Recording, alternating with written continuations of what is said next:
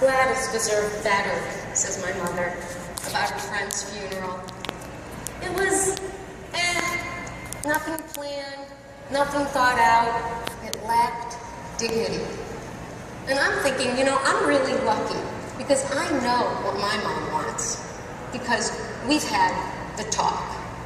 Now, of course, I was writing the funeral planner novels at the time, about a lovable entrepreneur, Maddie Banks, who brings life to a dead business. So, during my research, I was inspired to ask my mother, Mom, what do you want for your funeral? 3 days later, she got back to me with her answer.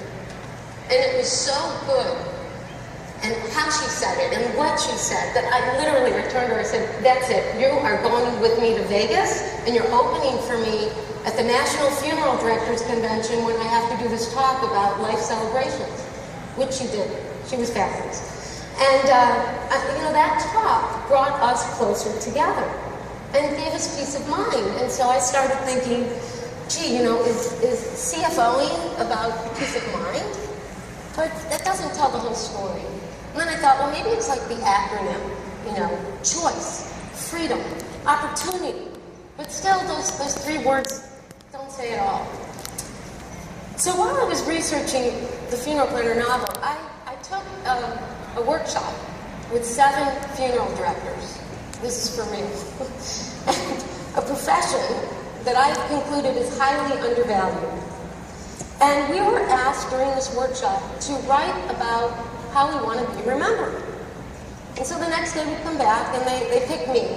And they say, hand over your notes. And I had very cryptic notes. And because I'm so used to typing that my handwriting has gone out the window. So I hand over my cryptic notes. They have me lie down under a white sheet, pronounce me dead, and conduct a mock funeral.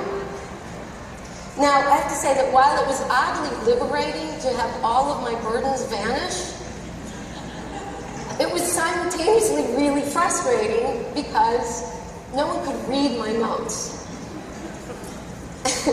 And so, here's the thing. I couldn't do a thing about it because I was dead. And I realized this was my swan song, and the people on earth who loved me and I them weren't getting the whole picture. So I've taken care of that now. And I'm not going to let that happen again. I've written my obituary, I've updated my estate plans, and I've left typed directions for my funeral director. For a life celebration on pontoon boats under starry skies with an astronomer on board to explain what it all means and perfectly grilled paninis. I discovered that when you ask the question, how do you want to be remembered? People rethink the end, and they get a second chance at re-enhancing the middle. But until you're dead, or you've attended a really bad funeral, you tend to put this off. And that's what I realized, that being a chief financial officer of your life is not putting anything off, including your epilogue. So CFOing includes completion, figuring out your wishes, making them accessible, being really smart about it by locking in savings with pre-need insurance so that you can take those savings and put it towards monetizing your intellectual property and your digital assets so they continue to generate funds in your estate forever. So good CFOing means taking care of all the details, including the last one, and doing it wisely. So you never have to hover above your casket and hear a friend say, Gladys deserved better. So